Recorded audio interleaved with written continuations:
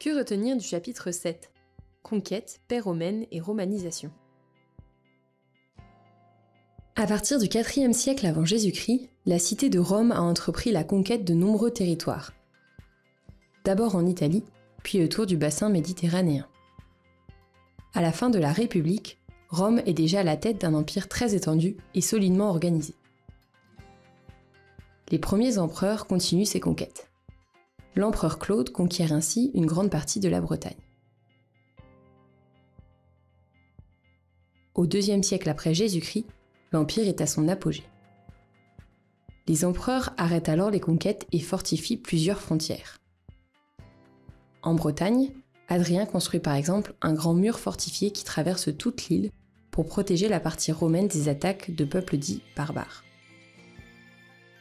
À partir d'Auguste, le premier empereur, les dirigeants de Rome inaugurent une longue période de paix imposée au peuple conquis.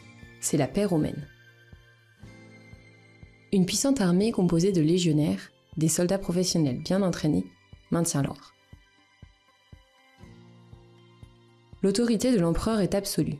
Il met en scène son pouvoir par la construction de grands monuments et impose la pratique du culte impérial, qui devient le ciment de l'empire.